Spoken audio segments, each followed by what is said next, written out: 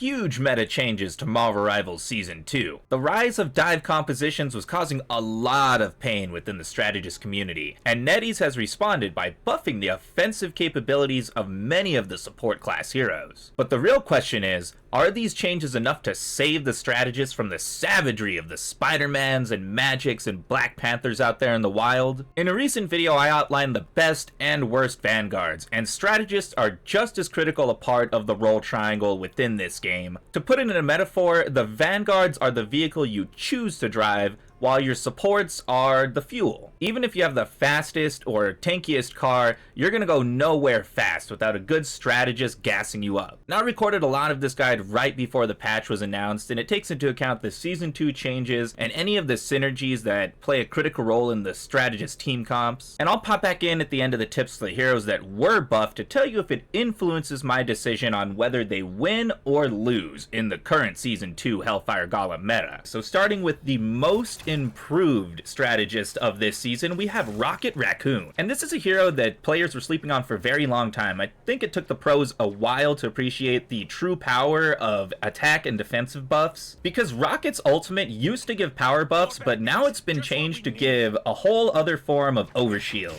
Because Rocket's healing combined with the power buff and his revives was enough to put him at least a decent level of success, but now his ultimate also grants 100 extra health per second, so it keeps your team in the fight, and his healing bubbles now do more upon bouncing. So the whole trick is that when you bounce it off the wall, it actually regenerates how it heals, because it has a short burst when it first touches your teammates, and then it regenerates the burst once it bounces twice. And this is actually an intentional function. People are saying this is a glitch. NetEase devs have said no, this is not a glitch, this is just a skill gap. Another aspect of his toolkit that I briefly mentioned is his Resurrection Beacon, and not only does it give you armor totems, it'll also bring back one of your teammates when they get eliminated, and the resurrections were so underrated in the triple support meta, it was really just that you couldn't fit them into that meta. But now they have their time to shine, and of course Raccoon gets a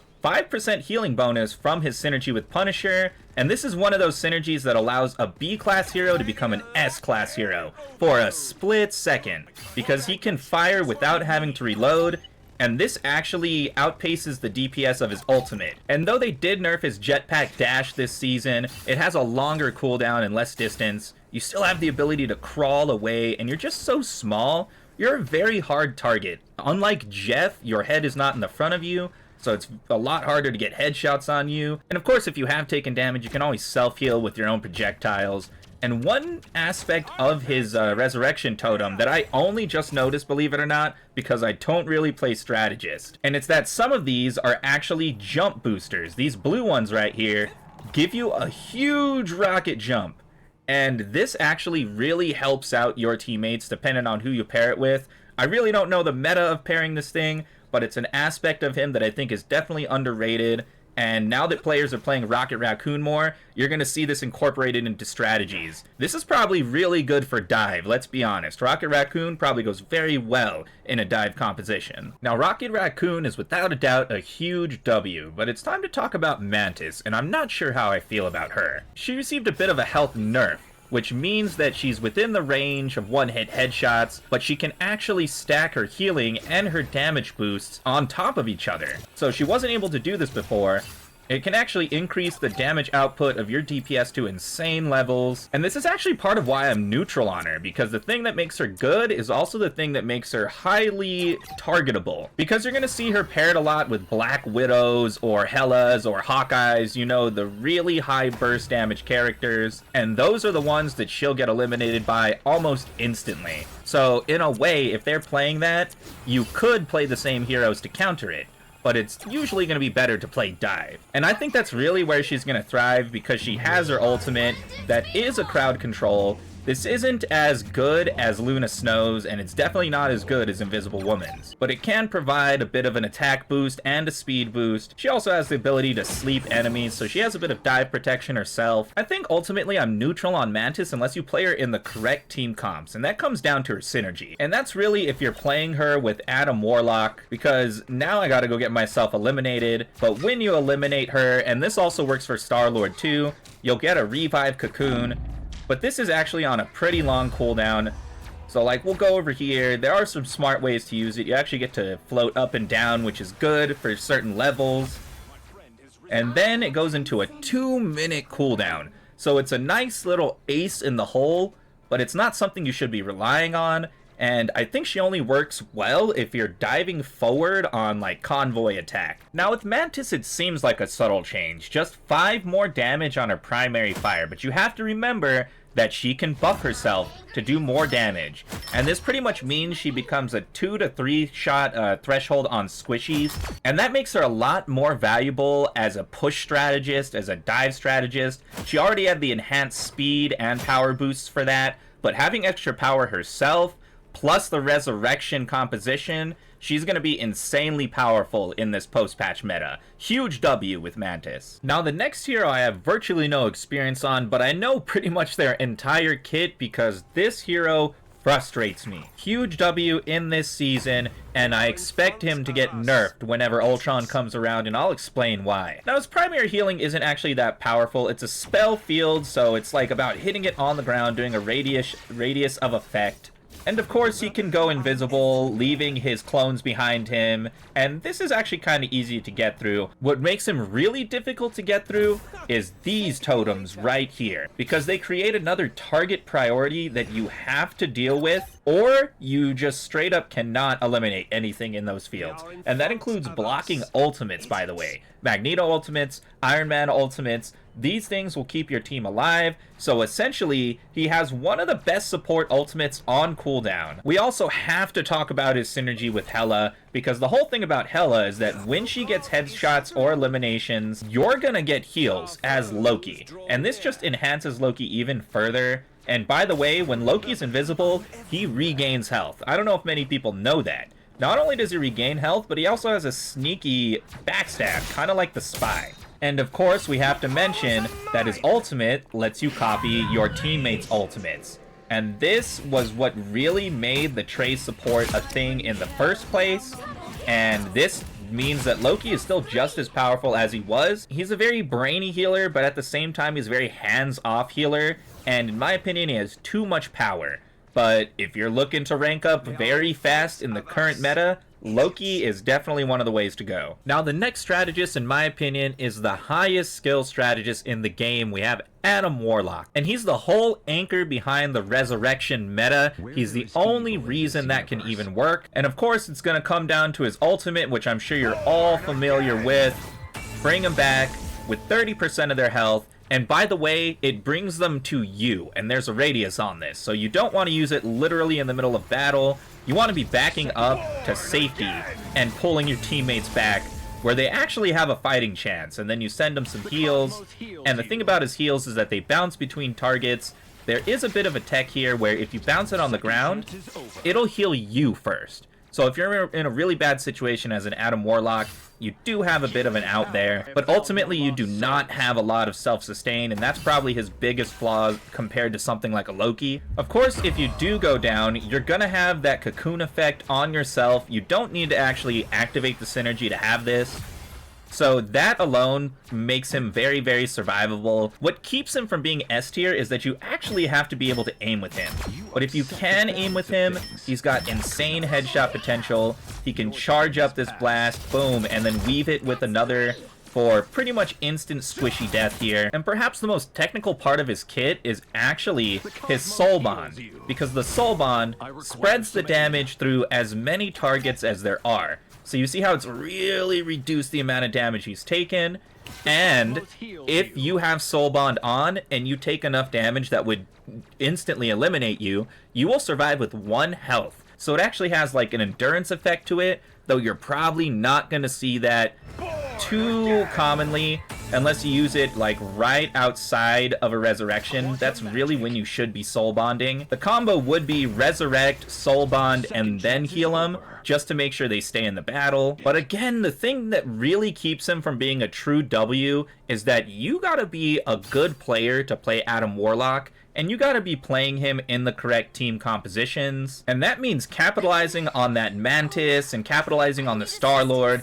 And Star-Lord actually got some nerfs that I'll detail in a future video that make him a bit less powerful. And I already explained with Mantis that she's less survivable than ever, really headshot prone, so you're gonna use these cocoons up a lot faster than you would have in Season 1. So Adam Warlock did receive a pretty dramatic change to his primary fire, and if you hit a headshot with it, it's going to decrease the cooldown on your healing ability by 1 entire second. And considering that the cooldown on this is only 5 seconds, it means that the better you are at aiming, the more healing you are going to have, and that pretty much buffs this character immensely, and it means he scales with your skill as well. He already kind of did on the DPS side, but now that his DPS fuels his health, he is a major W in this season. I would definitely recommend the Resurrection trio, especially now that Mantis is doing more damage and stacking her buffs on top of each other. Now we gotta talk about Luna Snow, and Luna Snow is one of those personal favorites of the Marvel Rivals developers, so they haven't really changed her pretty much at all since the launch of this game. And that means she's very, very powerful. Not only does she have insane healing, like 70, 75 per second, it can also do damage. So you're in a really good position if you're hanging out behind your teammates and then firing around their shoulders. You can get a lot done here. Not only that, she can attach a snowflake and it'll heal for 35% of what you're healing the other teammate, which means you can still support a duelist while sticking next to the vanguards and helping them push forward. Of course, you have her ultimate, which pretty much stops the game for about 10 seconds unless you have another trump ultimate like an Iron Man or a Magneto to insta-eliminate her. And she's just gonna dance all over you. It's a bit shameful. And on top of all this, she actually has self-heal. So I'll let this guy do some damage to me, and then I'll just clap back with the snowflake. So if you're getting dove on and you use the snowflake, you can actually stun the enemy and get some health back. And for that reason, she's better than Mantis for defending herself from anti-dive. And if that wasn't enough, she can actually overcharge her own attack to do more damage and self-heal at the same time. So Luna Snow is such a huge W, but she actually has a couple of synergies that help some of the weaker characters. And I might be outing my thoughts on Jeff the Shark, but I think without this synergy, Jeff the Shark is kind of an underperformer. He gets a new glacial attack, and yes, this will slow your enemies down. And if you get an Iron Fist on your team, you're gonna get access to a whole other attack, a little radial splash, that'll help you even more with the divers.